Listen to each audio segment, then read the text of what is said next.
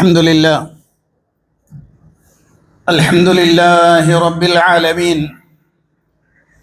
نحمده ونستعينه ونستغفره ونعوذ بالله من شرور أنفسنا ومن سيئات أعمالنا.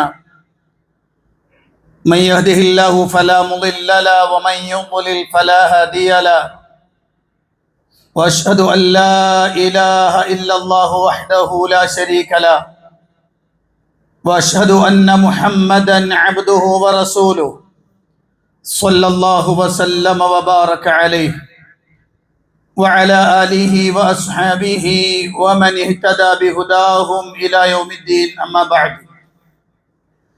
فإن أصدق الحديث كتاب الله، وخير الهدي هدي محمد صلى الله عليه وسلم، وشر الأمور محدثاتها، وكل محدثة بدعة، وكل بدعة ضلالة، وكل ضلالة في النار. فقد قال الله سبحانه وتعالى في القرآن المجيد: أعوذ بالله من الشيطان الرجيم.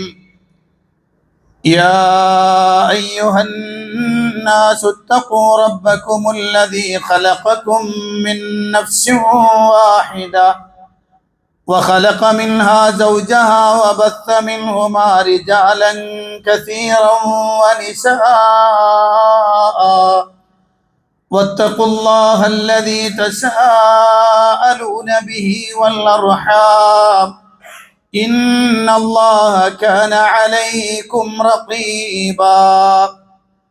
يا أيها الذين آمنوا اتقوا الله وقولوا قولا سديدا يصلح لكم أعمالكم ويغفر لكم ذنوبكم، ومن يطع الله ورسوله فقد فاز فوزا عظيما. يا أيها الذين آمنوا اتقوا الله حق تقاته ولا تموتن إلا وأنتم مسلمون. പ്രിയപ്പെട്ട സത്യവിശ്വാസികളെ, സത്യവിശ്വാസിനികളെ, പ്രപഞ്ചനാഥനായ അള്ളാഹുവിൻ്റെ കൽപ്പന നിർദ്ദേശങ്ങൾ ജീവിതത്തിൻ്റെ നിഖില മേഖലകളിലും സൂക്ഷിക്കണമെന്ന് എന്നോടെന്ന പോലെ നിങ്ങൾ ഓരോരുത്തരോടും അതർഹിക്കുന്ന പ്രാധാന്യത്തിൽ, ഗൗരവത്തിൽ ഉണർത്തുകയാണ്. നമ്മുടെ ജീവിതത്തിൽ വിവിധങ്ങളായ പരീക്ഷണങ്ങൾ ഒരുപക്ഷെ നമുക്ക് താങ്ങാൻ കഴിയുന്നതിൻ്റെയും അപ്പുറത്തേക്കുള്ള അത്തരം വിഷമഘട്ടങ്ങളിൽ പ്രതീക്ഷ കൈവിടരുത് എന്നതായിരുന്നു കഴിഞ്ഞ ഖുതുബയിൽ സൂചിപ്പിക്കപ്പെട്ട വിഷയം. രണ്ടാമത്തെ വിഷയം, നമ്മെ സംബന്ധിച്ചിടത്തോളം അല്ലാഹു സുബ്ഹാനഹു വ തആല അവൻ നമുക്ക് നൽകിക്കൊണ്ടിരിക്കുന്ന അനുഗ്രഹങ്ങൾ അത് എണ്ണിയാൽ ഒടുങ്ങാത്തതാണ്. എത്രയധികം പരിശോധിച്ചാലും അതിൻ്റെ ആഴവും പരപ്പും നമുക്ക് ക്ലിപ്തപ്പെടുത്തുവാൻ സാധ്യമേ അല്ല. എൻ്റെ മുന്നിലിരിക്കുന്ന നിങ്ങൾ ഓരോരുത്തർക്കും ഒരു ഭൂതകാലമുണ്ടാകും. ഒരുപക്ഷെ കുറച്ച് കാലം മുന്നിലേക്ക് സഞ്ചരിച്ചാൽ ഇന്ന് കാണുന്ന സമ്പൽ സമൃദ്ധി ഒന്നുമില്ലാതിരുന്നൊരു കാലം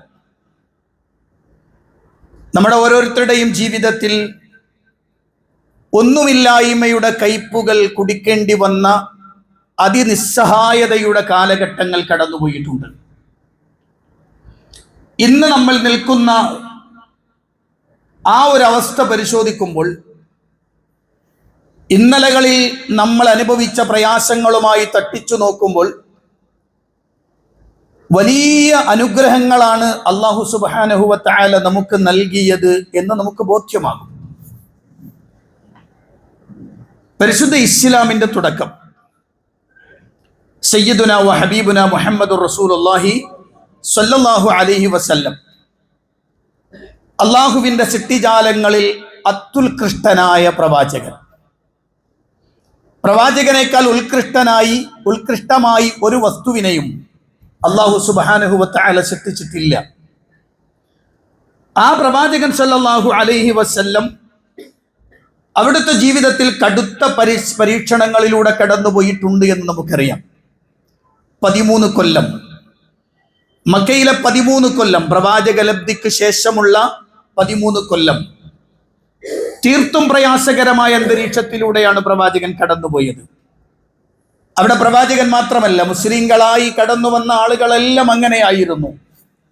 പ്രവാചകൻ സല്ലല്ലാഹു അലൈഹി വസല്ലമയുടെ വീട്ടിൽ തന്നെ അടുപ്പിൽ തീ പുകയാത്ത മാസങ്ങൾ ഉണ്ടായിട്ടുണ്ട് എന്നാണ് പ്രവാചകനെ കുറിച്ച് സ്വഹാബികളൊക്കെ പറഞ്ഞത്. കാന യമുറു ബി ആലി റസൂലില്ലാഹി സ്വല്ലല്ലാഹു അലൈഹി വസല്ലമ ഹിലാലുൻ സുമ്മ ഹിലാലുൻ ലാ യുഖദു ഫീ ബുയൂതിഹിം ശൈഉൻ മിനൻ നാർ ലാ ലിഖുബ്സിൻ വലാ ലിതബീഖിൻ.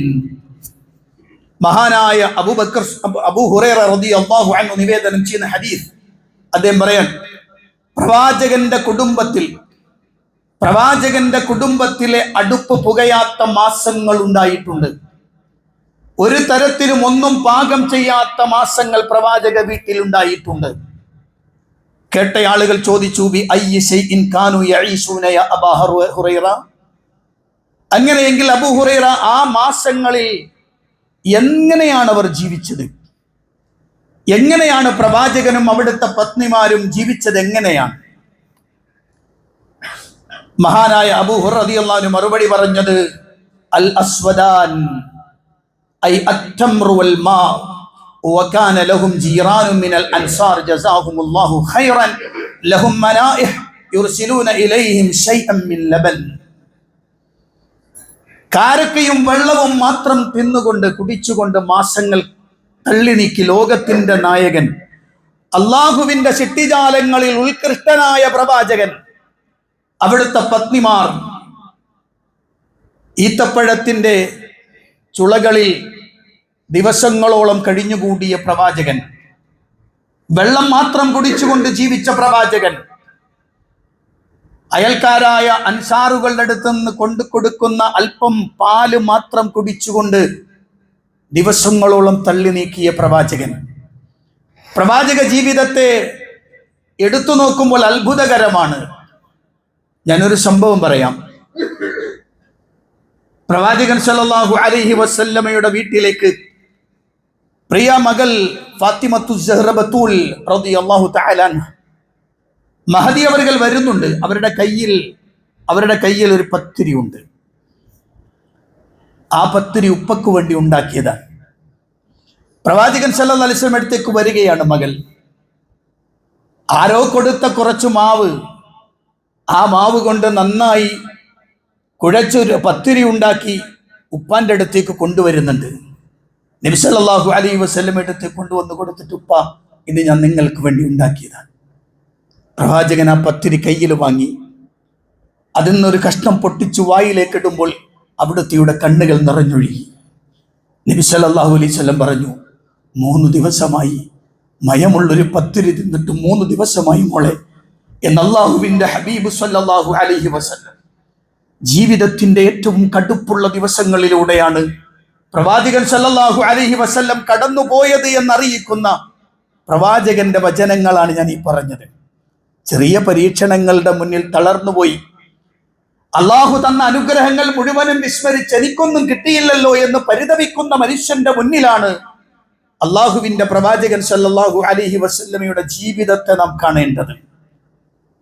പ്രവാചക ജീവിതത്തിൽ ഖന്തക്കും അടയാളപ്പെടുത്തപ്പെട്ട വേറെയും ചരിത്രങ്ങൾ ഞാൻ അങ്ങോട്ടൊന്നും പ്രവേശിക്കുകയല്ല. ഏറ്റവും ഉത്കൃഷ്ട സമൂഹമെന്ന് വിളിക്കപ്പെടുന്ന പ്രവാചകന്റെ സ്വഹാബികളും വിവിധങ്ങളായ കൈപ്പേറിയ അനുഭവങ്ങളിലൂടെ കടന്നുപോയിട്ടുണ്ട്. ജീവിതം സമ്പൽ സമൃദ്ധിയാകണമെന്ന് ആഗ്രഹിക്കാത്തവരായ ആളുകൾ ഉണ്ടാവില്ല. പക്ഷെ റബ്ബിന്റെ പരീക്ഷണം അത് നമ്മളെ പലപ്പോഴും പിടിച്ചു വലിക്കാറുണ്ട്. അവിടെയെല്ലാം നമ്മുടെ പ്രതീക്ഷ റബ്ബ് സുബ്ഹാനഹു വ തആല പറഞ്ഞൊരൊറ്റ വാചകമുണ്ട്. അല്ലാഹു സുബ്ഹാനഹു വ തആല നമ്മളോട് പറഞ്ഞതാണ്, വലനബ്ലുവന്നകും ബിശൈഇൻ മിനൽ ഖൗഫി വൽ ജൂഅ് വനഖ്സിൻ മിനൽ അംവാലി വൽ അൻഫുസി വത്തമറാത്ത് വബശ്ശിരിസ് സ്വാബിരീൻ الذين إذا أصابتهم مصيبة قالوا إنا لله وإنا إليه راجعون أولئك عليهم صلوات من ربهم ورحمة. അല്ലാഹുവിന്റെ ഖുർആന്റെ പ്രയോഗമാണത്. നിരന്തരമായ പരീക്ഷണങ്ങൾ നിങ്ങൾക്ക് വരും. ഞാൻ ചില ദിവസങ്ങളെ പറയാം. ഹിജറയുടെ 17-ാം കൊല്ലത്തിന്റെ അന്ത്യം, സയ്യിദുന ഉമർ ഇബ്നുൽ ഖത്താബ് റളിയല്ലാഹു അൻഹു ഇസ്ലാമിന്റെ ഖലീഫയായി ഖിലാഫത്ത് നടത്തിക്കൊണ്ടിരിക്കുന്ന കാലമാണ്. ഹിജറ 17ന്റെ അവസാനങ്ങളിലേക്ക് എത്തുമ്പോൾ മുസ്ലിമീങ്ങളെ കാർന്നു തിന്നൊരു വലിയ വിപത്തുണ്ടായിരുന്നു. മുസ്ലിമീങ്ങൾക്ക് ഒന്നും കഴിക്കാനില്ലാതെ പട്ടിണിയുടെ വല്ലാത്ത ദിനരാത്രങ്ങൾ മദീനയെ പിടിച്ചു കുലുക്കിയ ദിവസങ്ങൾ. ആമുർ റമാദ് എന്ന് വിളിക്കപ്പെടുന്ന ആ സന്ദർഭത്തെക്കുറിച്ച് പണ്ഡിതന്മാരൊക്കെ രേഖപ്പെടുത്തുന്നത്, റമാദ് എന്ന് പറഞ്ഞാൽ വെണ്ണീർ എന്നാണ് അർത്ഥം. വെണ്ണീറാണ്. ശരിക്കും വെണ്ണീർ പോലെ മനുഷ്യനായിപ്പോയ സന്ദർഭം. പട്ടിണി കിടന്ന് മനുഷ്യന്റെ ശരീരം കറുത്തു വെണ്ണീറിനോട് തുല്യമായി പോകുന്ന സന്ദർഭം, അല്ലെങ്കിൽ മണ്ണുപോലും അങ്ങനെയായി തീർന്ന ദിവസങ്ങൾ. ഒന്നുമില്ല. വലിയ പരീക്ഷണം അനുഭവിക്കേണ്ടി വന്നിട്ടുണ്ട് അവർ. അതുപോലെ തന്നെയാണ് ഹിജറയുടെ 334, ഹിജറയുടെ 448, ഹിജറയുടെ 462 തുടങ്ങുന്ന വർഷങ്ങളിലൂടെ കടന്നുപോയാൽ ഇസ്ലാമിക ചരിത്രത്തിൽ രേഖപ്പെടുത്തപ്പെട്ട ഈ വർഷങ്ങൾക്കൊരു പ്രത്യേകതയുണ്ട്. തിന്നാനൊന്നുമില്ലാതെ ശവങ്ങൾ തിന്നേണ്ടി വന്ന ഗതികേട്, മനുഷ്യ ശരീരത്തെ പോലും തിന്നുപോകുന്ന അവസ്ഥ, അതീവ ഗുരുതരമായ അത്രയും പ്രയാസങ്ങൾ മുസ്ലിം സമുദായം അനുഭവിച്ചിട്ടുണ്ട്. ഇന്ന് ജസീറത്തുൽ അറബ് കാണുന്ന ആളുകൾ സമ്പൽ സമൃദ്ധിയുടെ കേദാരമായിട്ട് കാണുന്നു. സൗദിയും UAE-യും അങ്ങനെ തുടങ്ങുന്ന GCC കൺട്രിയൊക്കെ കാണുമ്പോൾ വല്ലാത്ത അത്ഭുതകരമായി തോന്നുന്ന ആളുകൾ ഒന്ന് പിന്നാമ്പുറത്തേക്ക് സഞ്ചരിച്ചു നോക്ക്. ഇന്നലകളിലെ കഷ്ടങ്ങളുടെയും പ്രയാസങ്ങളുടെയും പട്ടിണിയുടെയും വല്ലാത്ത ദുരന്തങ്ങളുടെ കഥ പറയാനുണ്ട് ആ രാജ്യങ്ങൾക്കൊക്കെ. അവിടെ നിന്നെല്ലാം അല്ലാഹു നൽകിയ സമ്പൽ സമൃദ്ധിയിലാണ് ഇന്ന് മനുഷ്യനുള്ളത്. നമ്മളുമൊക്കെ അങ്ങനെയാണെന്ന് ഞാൻ ആദ്യം പറഞ്ഞുവല്ലോ. ജീവിതത്തിൽ അല്ലാഹു നമ്മളോട് പറഞ്ഞത് അതുണ്ടാകും. അവിടെ നിങ്ങൾ അല്ലാഹു സുബ്ഹാനഹു വ തആല അവൻ പരീക്ഷിച്ചതാണെന്ന് മനസ്സിലാക്കിക്കൊണ്ട് അവന് നന്ദി രേഖപ്പെടുത്താനുള്ള കഴിവുണ്ടാവണം നിങ്ങൾക്ക്. നോക്കൂ നിങ്ങൾ ഗസയിലേക്ക്. വർഷങ്ങളോളമായി മുസ്ലിം സമുദായം അങ്ങേയറ്റം പ്രയാസകരമായ ഒരു അന്തരീക്ഷത്തിലൂടെ കടന്നു പോവുകയാണ്. സോമാലിയക്ക് ശേഷം എല്ലും തോലും തിരിഞ്ഞ കുഞ്ഞുങ്ങളെ കാണണമെങ്കിൽ ഗസയിലേക്ക് നോക്ക്. ഒരു ദിവസത്തിൽ 10, 20, 30 കുട്ടികൾ ഭക്ഷണം കിട്ടാതെ മരിച്ചു വീണുകൊണ്ടിരിക്കുന്ന സന്ദർഭം. വല്ലാത്തൊരു ദുരന്തമാണ് പ്രിയപ്പെട്ടവരെ. അല്ലാഹു സുബ്ഹാനഹു വ തആല അത്രയും കടുത്ത പരീക്ഷണത്തിലൂടെ അവരെ കൊണ്ടുപോകുന്നു. എന്നാൽ അവിടുത്തെ ഒരു ചെറിയ കുട്ടിയെ വിളിച്ചു ചോദിച്ചു നോക്ക്, എങ്ങനെയുണ്ട്, എന്താ പറയാനുള്ളത്? എന്ന് ചോദിച്ചാൽ ആ കുട്ടി പറയും അൽഹംദുലില്ലാ എന്ന് പറയാൻ ആ കുട്ടിയുടെ നാവ് ഉയരുന്നത് എന്തുകൊണ്ടാണെന്നറിയോ നിങ്ങൾ? അല്ലാഹുവിലുള്ള ശക്തമായ പ്രതീക്ഷ കൊണ്ടാണ്. 75 വയസ്സ് കഴിഞ്ഞു പോയൊരു പടുവൃദ്ധൻ ഓരോ താമസിക്കുന്ന സ്ഥലങ്ങളിൽ ഇസ്രയേൽ പട്ടാളത്തിന്റെ ബോംബ് വീണ് തകർന്ന് തന്റെ കിടപ്പാടം നഷ്ടമായി 7ഓളം പാർപ്പിടങ്ങളിൽ മാറി സഞ്ചരിച്ച് 7ഓളം സ്ഥലങ്ങളിൽ അഭയാർത്ഥിയായി കടന്നു വന്ന് അവസാനം നടക്കാൻ പോലും കഴിയാത്ത തന്റെ വീട്ടുകാരെ, തന്റെ വീട്ടിൽ 2 സ്ത്രീകളെ അതാ വീൽ ചെയർ പോലെയുള്ള ഒന്നിലിട്ട് ഉന്തി തള്ളി വരുന്ന ആ പടുവൃദ്ധന്റെ മുന്നിൽ ഒരു പത്രക്കാരന്റെ ചോദ്യം എങ്ങനെയുണ്ട്? അൽഹംദുലില്ലാഹ്, അല്ലാഹ് കരീം. സുബ്ഹാനല്ലാഹ്. തകർന്നു പോകുന്ന സന്ദർഭമാണതൊക്കെ, തകർന്നു പോകാവുന്ന സന്ദർഭമാണതൊക്കെ. പക്ഷെ അവരുടെ നാവിൽ നിന്ന് പുറത്തു വരിക അൽഹംദുലില്ലാഹ്, അൽഹംദുലില്ലാഹ്, അല്ലാഹ് കരീം, അല്ലാഹ് കരീം. അല്ലാഹുവിന്റെ ഉദാഹരണമാണ്. ഇന്ന് പ്രയാസമാണെങ്കിൽ നാളെ എനിക്ക് സമ്പൽ സമൃദ്ധി നൽകാനും അല്ലാഹ്ക്ക് കഴിയും. അവൻ തന്ന അനുഗ്രഹമല്ലാതെ എന്താണ് എന്റെ കയ്യിലുള്ളത്? അവൻ തന്നതല്ലാത്തത് എന്താണ് എനിക്കുള്ളത്? അള്ളാഹുവിന്റെ റസൂൽ സല്ലല്ലാഹു അലൈഹി വസല്ലം വളരെ കൃത്യമായി നമ്മളെ അത് പഠിപ്പിച്ചിരുന്നു. അതുകൊണ്ട് തന്നെയാണ് പ്രിയപ്പെട്ടവരെ, ജീവിതത്തിൽ കിട്ടിയതെല്ലാം അല്ലാഹ് തന്നതാണ്. വമാ ബിക്കും മിൻ നിഅമത്തിൻ ഫമിനല്ലാഹ്, വമാ ബിക്കും മിൻ നിഅമത്തിൻ ഫമിനല്ലാഹ്. ഏതൊരു അനുഗ്രഹം നിങ്ങൾക്കുണ്ടോ അതെല്ലാം അല്ലാഹ് നിങ്ങൾക്ക് നൽകിയതാണ്. ഒന്ന് പരിശോധിച്ച് നോക്കിയാൽ മതി. ഒന്നുമില്ലായ്മയിൽ നിന്ന് ഇന്ന് കാണുന്ന പൊസിഷനിലേക്ക് ഞാൻ എത്തിയതിന്റെ പിന്നിൽ അല്ലാഹു സുബ്ഹാനഹു വ തആല നൽകിയ അനുഗ്രഹമാണ്. ആ അനുഗ്രഹത്തെ അതിന് നന്ദി രേഖപ്പെടുത്താൻ കഴിയുക എന്നത് ഏറ്റവും നല്ല മഖാം, ഏറ്റവും ഉന്നതമായ സ്ഥാനം. ഒരു പേപ്പർ നിലത്ത് വീണുപോയി. ഒരാളോട് പറഞ്ഞു നിങ്ങളുടെ എടുത്തേരീൻ, അല്ലെങ്കിൽ അയാൾ അത് കണ്ടിട്ട് എടുത്തുന്നു. എടുത്തു തന്നാൽ ഉടനെ സാധാരണഗതിയിൽ നമ്മളൊക്കെ പറഞ്ഞ വാക്കുണ്ട്, എന്താ നമ്മളൊക്കെ ഇംഗ്ലീഷിലാണ് പറയണേ, മലയാളത്തിലൊന്നും പറയില്ല അല്ലേ. നന്ദിയുണ്ട് കേട്ടോ എന്ന് പറയണത് മറ്റേ ഗൂഗിൾ പേൻ്റെ ഇത് വരുമ്പോൾ മാത്രം ചില കടകളിലൊക്കെ കേൾക്കാം. ഒരാളൊരു കാര്യം ചെയ്തു തന്നാൽ ഉടനെ നമ്മളെന്ത് പറയും? താങ്ക്സ് അല്ലേ, അല്ലേ, പറയില്ലേ. ആ, ചില ആളുകൾക്കൊരു സംശയമുണ്ട്, പിന്നെ ഖുത്ബയുടെ സമയത്ത് ആളുകൾ മിണ്ടാൻ പാടില്ല എന്നാണല്ലോ അല്ലേ. എന്നാൽ ഖത്തീബ് ചോദിച്ചാൽ മറുപടി പറയാട്ടോ, അതിന് കുഴപ്പമില്ല. ഖത്തീബ് ചോദിച്ചാൽ മറുപടി പറയാം. നബി സല്ലല്ലാഹു അലൈഹി വസല്ലമ അങ്ങനെ ചോദിക്കാറുണ്ട്, സഹാബത്ത് മറുപടി പറയാറുമുണ്ട്. നിങ്ങൾ ആലോചിച്ച് നോക്കുക, ജീവിതത്തിൽ ശ്രദ്ധിച്ചു നോക്കാൻ വേണ്ടി പറയും. ജീവിതത്തിൽ ഇങ്ങനെ നിസാരമായ സംഗതിക്ക് താങ്ക്സ് പറയുന്നവരാണ് നമ്മൾ. എപ്പോഴെങ്കിലും ജീവിതത്തിൽ ഈ രണ്ട് മഹാനുഗ്രഹങ്ങൾക്ക് റബ്ബിനോട് സ്വതന്ത്രമായി ചിന്തിച്ചോളി, മനസ്സിൽ ഉറപ്പിച്ച് ചിന്തിച്ചെന്ന് പറഞ്ഞോളി. ഒന്ന് ആലോചിച്ചോ. എൻ്റെ ജീവിതത്തിൽ എൻ്റെ ഉമ്മ എന്നെ പ്രസവിക്കുന്നതിന് മുമ്പ് തന്നെ എൻ്റെ കാതിന് കേൾവി ഉണ്ടായിരുന്നു. ഞാൻ ഉമ്മൻ്റെ വയറ്റിൽ നിന്ന് കേട്ട ആളാണ്. ഉമ്മൻ്റെ വയറ്റിൽ നിന്ന് കാര്യങ്ങൾ കേട്ടു തുടങ്ങിയ ആളാണ്. കാരണം ഒരു കുട്ടി ഉമ്മയുടെ വയറ്റിൽ നിന്ന് തന്നെ കേട്ടു തുടങ്ങുമെന്നാണ് അള്ളാഹിന്റെ ഖുർആൻ അല്ലേ. അള്ളാഹുവിന്റെ ഖുർആൻ അല്ലാഹു സുബ്ഹാനഹു വ തആല പറഞ്ഞത് അങ്ങനെയാണ്, ഖലഖനാകും മിൻ നുത്ഫത്തിൻ അംശാജിൻ നബ്തലീഹി ഫജഅൽനാഹു സമീഅൻ ബസീറ. ആദ്യം ഉണ്ടായത് കേൾവിയാണ്. ആ കേൾവി ശക്തി അവിടെ മുതൽ തുടങ്ങി ഇവിടം വരെ, ഇപ്പൊ നിൽക്കുന്ന അത്രയും സമയം വരെ റബ്ബ് തന്ന കേൾവിയാണ്, റബ്ബ് തന്ന അനുഗ്രഹമാണ്. ഏയ് മുസ്ലിമീങ്ങളെ, പ്രിയപ്പെട്ടവരെ, ജീവിതത്തിൽ എപ്പോഴെങ്കിലും ആത്മാർത്ഥമായി റബ്ബ് തന്ന ഈ കേൾവിക്ക് വേണ്ടി ഞാൻ എന്ത് നന്ദിയാണ് രേഖപ്പെടുത്തിയത്? എന്റെ റബ്ബേ, നീ എനിക്ക് തന്ന ഈ അനുഗ്രഹം എത്ര വലുതാണ് എന്ന് ചിന്തിച്ചുകൊണ്ട് ആത്മാർത്ഥമായ ഒരു നന്ദി രേഖപ്പെടുത്തിയവരാരെങ്കിലും ഉണ്ടോ? മനസ്സിൽ പറയാം.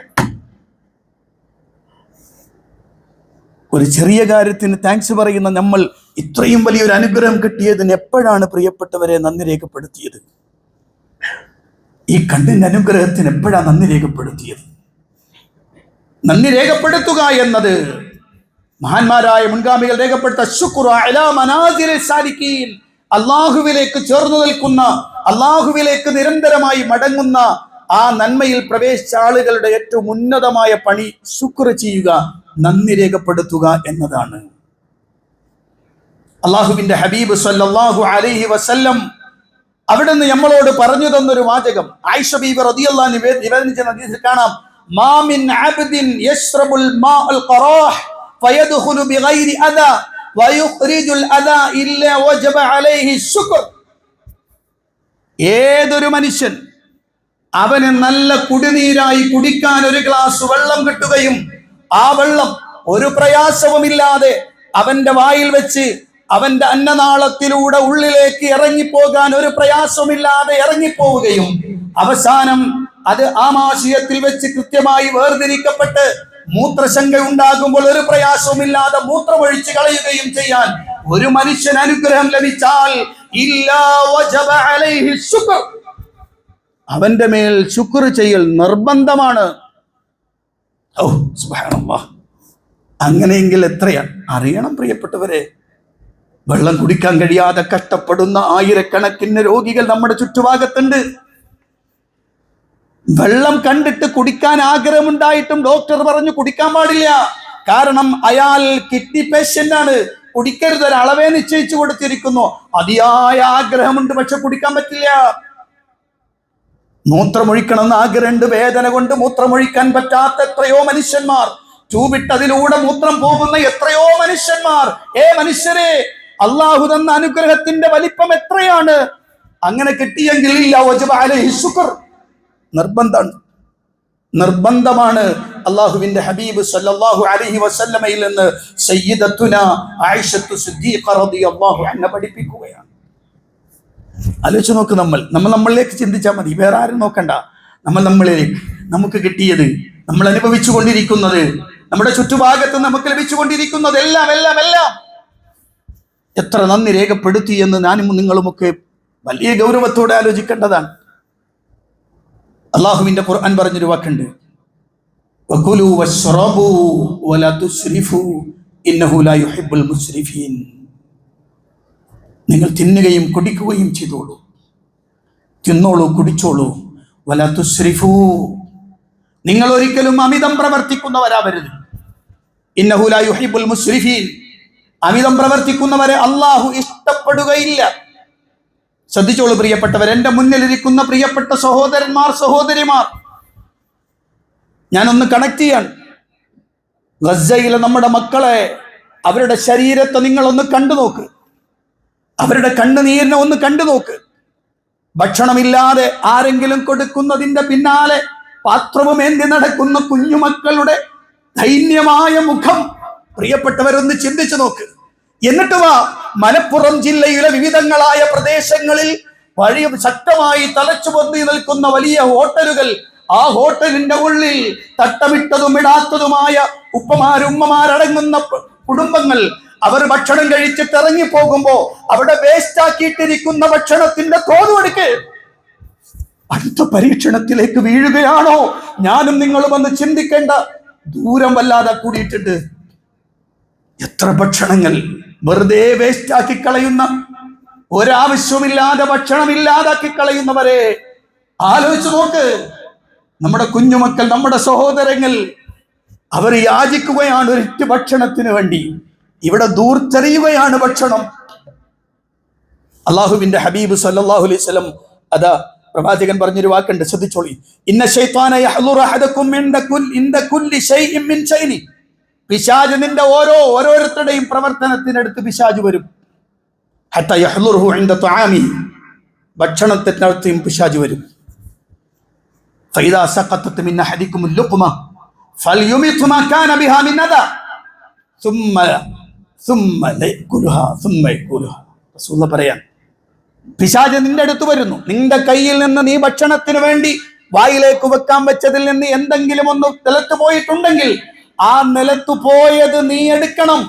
എന്നിട്ട് അതിലെന്തെങ്കിലും അഴുക്ക് പറ്റിയിട്ടുണ്ടെങ്കിൽ അത് തുടച്ചു മാറ്റണം, തട്ടി മാറ്റണം. എന്നിട്ട് നീ അത് തിന്നണം. അതൊരിക്കലും പിശാചിന് വേണ്ടി മാറ്റിവെക്കരുത്. വല്ലാത്ത വാക്കുകളാണത് എന്ന് റസൂൽ പറയാൻ.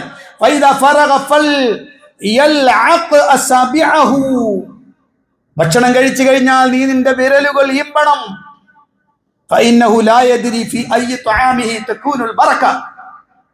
നിനക്കറിയില്ല ഭക്ഷണത്തിന്റെ ഏത് സ്ഥലത്താണ് ബറക്കത്തുള്ളതെന്ന് നിനക്കറിയില്ല. കിട്ടിയ ഭക്ഷണം ഇങ്ങനെ വലിച്ചെറിയുന്ന മനുഷ്യന്മാർ, കയ്യിൽ പറ്റിയത് വേസ്റ്റ് അല്ലേ? അല്ലേ? ഹലോ, കയ്യിൽ പറ്റിയത് വേസ്റ്റ് അല്ലേ? വേസ്റ്റ് അല്ലേ? വേസ്റ്റ് എന്നല്ലേ പറയാ? അല്ലേ? അങ്ങനെയല്ലേ പറയണത്? കാരണം എന്താ? ഭക്ഷണം കഴിക്കുന്നതിന്റെ സമയത്ത് വെള്ളം കുടിക്കണമെന്ന് തോന്നിയാൽ ഗ്ലാസ്സിൽ പിടിക്കാൻ ഈ കൈ അവൻ ഉപയോഗിക്കൂല. ഉപയോഗിക്കോ? ഇല്ല. എന്താ കാര്യം? ആ ഗ്ലാസ് എന്തായി പോകും, ഗ്ലാസ്സിൽ മാലിന്യം ഉണ്ടാകും, ഗ്ലാസ് കച്ചറയാകുന്ന. എന്റെ കയ്യിലിരിക്കണ കച്ചറയാ? ഇജ്ജ് വായിലേക്ക് വെച്ചത് കച്ചറയാണോ? എന്റെ കയ്യിലിരുന്നത് കച്ചറയാണോ? നിന്റെ കയ്യിൽ നീ ബാക്കിയാക്കിയ ഈ സാധനത്തിലാണോ ബറക്കത്തെങ്കിൽ നീ അറിയില്ലെന്ന് സയ്യിദുനാ വ ഹബീബുനാ മുഹമ്മദുർ റസൂലുള്ളാഹി സ്വല്ലല്ലാഹു അലൈഹി. ഒരെണ്ണം പോലും ബാക്കിയാക്കാൻ പ്രവാചകൻ സമ്മതിച്ചില്ല. നടന്നു പോകുന്ന വഴിയിൽ നബിതങ്ങൾ നടന്നു വരുമ്പോ ഒരു ഈത്തപ്പഴം അവിടെ വീണ് കിടക്കണം. നബി സല്ലല്ലാഹു അലൈഹി വസല്ലം പറയാണ്, അത് സ്വതക്കയല്ലായിരുന്നുവെങ്കിൽ, ശ്രദ്ധിക്കണം, സക്കാത്ത് പ്രവാചകൻ തിന്നാൻ പാടില്ല, പ്രവാചകന്റെ കുടുംബത്തിനും ഹറാമാണ് സക്കാത്ത്. അത് സക്കാത്തിന്റെ വിഹിതമല്ലായിരുന്നെങ്കിൽ അത് ഞാൻ എടുത്തു തിന്നുപോയനെ. താഴെ വീഴാൻ പോകാൻ സമ്മതിച്ചിരുന്നില്ല ലോകത്തിന്റെ നായകൻ സല്ലല്ലാഹു അലൈഹി വസല്ലം. പ്രിയപ്പെട്ടവരെ, ജീവിതത്തിൽ അള്ളാഹു നൽകിയ അനുഗ്രഹങ്ങളെ വിലമതിക്കുന്ന അവസ്ഥയിലേക്ക് മാറണം. എന്നിട്ട് റബ്ബിന് നന്ദി രേഖപ്പെടുത്തണം. നാഥ, നീ എനിക്ക് നൽകിയ അനുഗ്രഹങ്ങൾ എത്ര വലുതാണ്. അതാണ് റബ്ബ് പറഞ്ഞത്, വഇദ് തഅദ്ദന റബ്ബുകും ലഇൻ ശകർതും ലഅസീദന്നകും വലഇൻ കഫർതും ഇന്ന അദാബി ലശദീദ്. ഇദ് തഅദ്ദന റബ്ബുകും, നിങ്ങളുടെ രക്ഷിതാവിത അറിയിക്കുകയാണ്, പ്രഖ്യാപിക്കുകയാണ്, ലഇൻ ശകർതും ലഅസീദന്നകും, നിങ്ങൾ നന്ദി രേഖപ്പെടുത്തുകയാണെങ്കിൽ നിങ്ങൾക്ക് വർദ്ധിപ്പിച്ചു തരാം.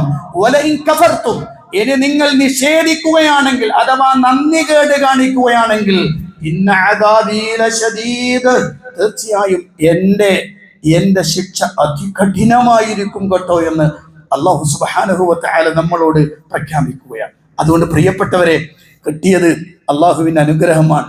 ആ അനുഗ്രഹത്തിന് നന്ദി രേഖപ്പെടുത്തി നന്ദിയുള്ള അടിമകളായി കഴിഞ്ഞുകൂടണം. ഇല്ലെങ്കിൽ ശക്തമായ പരീക്ഷണം, ശക്തമായ ശിക്ഷ അവന്റെ ഭാഗത്തുനിന്നും അവൻ നമുക്കിലേക്ക് ഇറക്കുമെന്ന് റബ്ബ് പ്രഖ്യാപിച്ചതാണ്.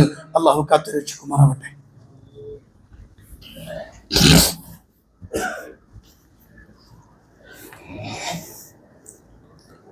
അൽഹംദുലില്ലാഹി റബ്ബിൽ ആലമീൻ, അസ്സലാത്തു വസ്സലാമു അലാ അശ്റഫിൽ അംബിയാഇ വൽ മുർസലീൻ, നബിയ്യനൽ ഹബീബി മുഹമ്മദിൻ സ്വല്ലല്ലാഹു അലൈഹി വസല്ലം وعلى آله وأصحابه ومن اهتدى بهداهم إلى يوم الدين. أما بعد اتقوا الله عباد الله.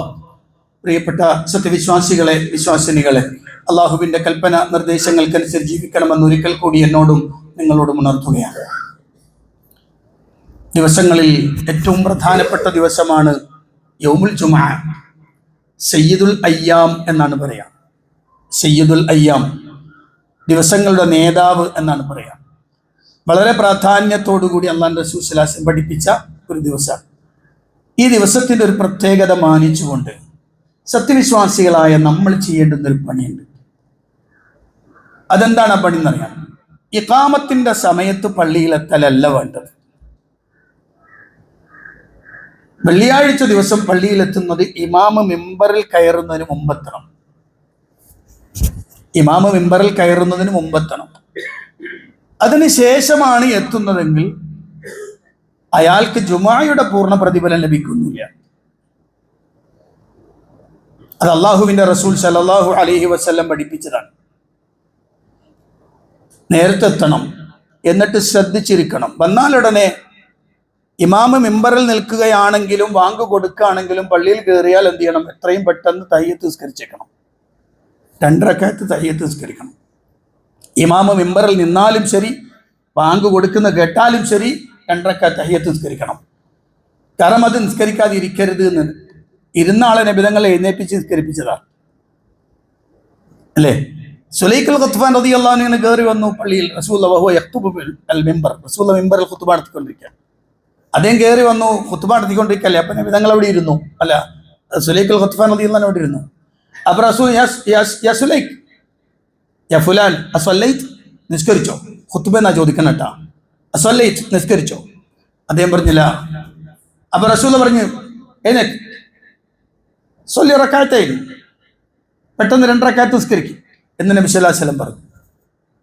അവിടെ നിസ്കരിച്ചിട്ട് എന്ത് ചെയ്യണം? ഇരിക്കണം. ഖുത്ബ ശ്രദ്ധിച്ച് കേൾക്കണം. ആ സമയത്ത് ഒരു പണിയും ചെയ്യാൻ പാടില്ല എന്നാണ്. ഒരു പണിയും മുംബൈയിൽ നോക്കുക, മൊബൈൽ നോക്കുക, അല്ലെങ്കിൽ അങ്ങോട്ടും ഇങ്ങോട്ടും, അതൊന്നും പാടില്ല എന്നാണ്. ശ്രദ്ധിച്ചിരിക്കണം ഖുത്ബയിൽ. മൻമസ്സൽ ഹസാ ഫഖദ് ലഗാ, ആരെങ്കിലും ചരൽക്കല്ല് സ്പർശിച്ചാൽ അവൻ വൃഥാ പ്രവൃത്തി ചെയ്തു എന്ന് റസൂലുള്ളാഹി സ്വല്ലല്ലാഹു അലൈഹി വസല്ലം പറയും. പിഴവ് വരുത്തി എന്നാണ്. അന്ന് പ്രവാചകന്റെ കാലത്ത് പള്ളി മണ്ണാണല്ലോ. അപ്പോൾ ഇരിക്കുന്ന ആൾ മുന്നിലുള്ള ചരലൊക്കെ എന്ത് ചെയ്യും? വെറുതെ ഇരിക്കല്ല, അങ്ങനെ കേട്ടോണ്ടിരിക്കുമ്പോൾ അങ്ങനെ തൂക്കം തുടക്കമൊക്കെ ചെയ്യാം, ആ തൂക്കം തുടക്കമൊക്കെ ചെയ്യാം. അപ്പൊ റസൂൽ പറഞ്ഞു അങ്ങനത്തെ ഒരു പണി ഒരാൾ എടുത്താൽ അയാളുടെ ഖുത്ബ, അയാളുടെ ജുമുഅ ബാത്തിലായി പോയി എന്ന് നബി സല്ലല്ലാഹു അലൈഹി വസല്ലം പറയാണ്. അതുകൊണ്ട് ശ്രദ്ധിച്ചിരിക്കണം, വളരെ ഗൗരവത്തോട് പറയാം. വരുന്ന ആളുകൾ ആദ്യം തന്നെ പള്ളിയിലേക്ക് വരണം, ആദ്യം തന്നെ പള്ളിയിലെത്തുക, ആദ്യത്തെ സ്വഫിലിരിക്കുക, സ്വഫായി ഇരിക്കുക. ഇതൊക്കെ വലിയ ഗൗരവമുള്ള വിഷയമാണ്. നമുക്ക് വളരെ നിസാരമെന്ന് തോന്നാമെങ്കിലും ഗൗരവമുള്ള വിഷയമാണ്. നേരത്തെ പള്ളിയിലെത്തുക, നേരത്തെ ഫസ്റ്റ് സ്വഫിൽ തന്നെ ഇരിക്കുക, അതും ഇമാമിന്റെ വലതു ഭാഗത്ത് ഇരിക്കാൻ കഴിയുമെങ്കിൽ ഏറ്റവും ഖൈർ. അങ്ങനെ ഇരിക്കുകയാണെങ്കിൽ റസൂൽ സ്വല്ലല്ലാഹു അലൈഹി വസല്ലം പറയാം, അതിന്റെ പ്രാധാന്യം മനസ്സിലാക്കിയിരുന്നെങ്കിൽ അവർ നിരങ്ങിയെങ്കിൽ അവിടെ എത്തുമായിരുന്നു. നടക്കാൻ കഴിയാഞ്ഞിട്ട് നിരങ്ങിയെങ്കിൽ എത്തുമായിരുന്നു. അപ്പൊ ശ്രദ്ധിക്കണം. അതുകൊണ്ട് വളരെ ഗൗരവത്തോടു കൂടി ഞാൻ പറയാം, ഈ ജുമുഅ ദിവസത്തിൽ, വെള്ളിയാഴ്ച ദിവസം എന്ത് ചെയ്യണം, അത് ഏറ്റവും ഗൗരവമാണെന്ന് മനസ്സിലാക്കി നേരത്തെ പള്ളിയിലേക്ക് എത്താൻ ശ്രമിക്കാം. അവിടെ ആ പ്രതിഫലം നമുക്ക് കിട്ടണം. 50 കൊല്ലായി ഒരു മനുഷ്യൻ ജുമുഅക്ക് വന്ന് 50 കൊല്ലം കഴിഞ്ഞ് അയാൾ മരിച്ചുപോയി നോക്കാം. പക്ഷെ അയാൾ ജുമുഅക്ക് വന്നതൊക്കെ ഈ ബാങ്ക് വിളിച്ച് ഇമാം ഖുത്ബ പകുതിയൊക്കെ ആകുമ്പോഴാണ് വന്നിട്ട് നിൽക്കുന്നത്. അയാൾ പടച്ചോന്റെ അടുത്ത് എത്തുന്ന സമയത്ത് അയാൾക്ക് നിർബന്ധമായും അള്ളാഹു നിർബന്ധമാക്കിയ ജുമുഅ, ആ ജുമുഅ അയാൾക്ക് ഉണ്ടോ എന്ന് മലക്കുകളുടെ റെക്കോർഡ് ഇങ്ങനെ കാണിക്കുമ്പോൾ നോക്കുമ്പോൾ എന്താ പേര്, അഹമ്മദ് ജുമുഅക്ക് ഇല്ലല്ലോ. പടച്ചോനെ 50 കൊല്ലായി ഞാൻ നിക്കരിച്ചു, പക്ഷെ ഇതിലില്ല. കാരണം എന്താ, ജുമുഅ എന്ന് പറയുന്നത് അവസാനത്തെ 2 റക്അത്ത് മാത്രമല്ല, അതിന്റെ ഒരു പ്രധാനപ്പെട്ട ഒന്നാണ്. ഇദാ നൂദിയ ലിസ്വലാത്തി മിൻ യൗമിൽ ജുമുഅത്തി ഫസ്ഔ ഇലാ ദിക്രില്ലാഹ്, അല്ലാഹുവിനെ സ്മരിക്കുന്നതിലേക്ക് നിങ്ങൾ വേഗതയാവണം. എന്താണ് ദിക്ർ? ദിക്ർ കൊണ്ട് ഉദ്ദേശിക്കുന്നത് എന്താണ്? അത് ഖുത്ബ അടക്കമുള്ള വിഷയമാണ്. ഇസ്തിമാഉൽ ഖുത്ബ എന്നാണ്. അതാണ്. അത് കഴിഞ്ഞിട്ട് വേണം എന്ത് ചെയ്യാൻ ബാക്കി പണികൾ. അതുകൊണ്ട് ശ്രദ്ധിക്കണം പ്രിയപ്പെട്ടവരെ, ശ്രദ്ധിക്കണം. ഇല്ലെങ്കിൽ ഒരു പക്ഷേ നമ്മൾ മരിച്ചു ചെല്ലുമ്പോൾ ചിലപ്പോൾ നമുക്ക് ഇതിൻ്റെ റെക്കോർഡിൽ നമ്മളെ പേരുണ്ടാവില്ല. അള്ളാഹു കാത്തുരക്ഷിക്കുമാറാവട്ടെ. ഇന്ന് കേന്ദ്ര പള്ളി ഫണ്ടാണ് കേരളത്തിലുടനീളം പുറത്തുമൊക്കെയുള്ള പള്ളികളുടെ അറ്റകുറ്റ പണിക്കും അതുപോലെ തന്നെ പള്ളിയുടെ നിർമ്മാണത്തിനും അതിൻ്റെ ദൈനംദിന നടത്തിപ്പിനും ഒക്കെ വേണ്ടി ഉപയോഗിക്കുന്ന, പള്ളിക്ക് വേണ്ടി മാത്രം ഉപയോഗിക്കുന്ന ഒരു ഫണ്ടാണ്. ഇൻഷാ അല്ലാഹ് നമ്മുടെ സദഖയിൽ ഒരു ഭാഗം അള്ളാന്റെ പള്ളിക്ക് വേണ്ടി, ഏതെങ്കിലും നാട്ടിൽ ആരെങ്കിലും സുജൂദ് ചെയ്താൽ അതിൻ്റെ ഒരു പ്രതിഫലം നമുക്ക് എത്തുമെങ്കിൽ അതൊരു വലിയ കാര്യമായിരിക്കുമല്ലോ. അതുകൊണ്ട് ഓരോരുത്തരും ഇൻഷാ അല്ലാഹ് പോകുമ്പോൾ അള്ളാഹുവിന്റെ പള്ളിക്ക് വേണ്ടിയിട്ടുള്ള സദഖ കൃത്യമായി നൽകണം. അള്ളാഹു അനുഗ്രഹിക്കുമാറാവട്ടെ. നമ്മൾ വന്നുപോയി തെറ്റുകുറ്റങ്ങൾ അള്ളാഹു വിട്ടുപുറത്ത് മാപ്പാക്കി തെരുമാറാവട്ടെ. മരണപ്പെട്ടവർക്ക് അള്ളാഹു മഗ്ഫിറത്തും റഹ്മത്തും പ്രദാനം ചെയ്ത് അനുഗ്രഹിക്കുമാറാവട്ടെ. രോഗം കൊണ്ട് വലയുന്ന ആളുകൾക്ക് അള്ളാഹു രോഗശമനം നൽകി അനുഗ്രഹിക്കുമാറാവട്ടെ. മുസ്ലിമായതിന്റെ പേരിൽ കഷ്ടപ്പെടുന്ന, പീഡിപ്പിക്കപ്പെടുന്ന മുഴുവൻ ആളുകൾക്കും അള്ളാഹു അനുഗ്രഹവും സഹായവും നൽകി അനുഗ്രഹിക്കുമാറാവട്ടെ. എല്ലാത്തരം ദുരന്തങ്ങളിൽ നിന്നും എല്ലാത്തരം പകർച്ചവ്യാധികളും അള്ളാഹു നമ്മെ, നമ്മുടെ കുടുംബത്തെയും നാട്ടിനെയും ഒക്കെ കാത്തു രക്ഷിക്കുമാറാവട്ടെ.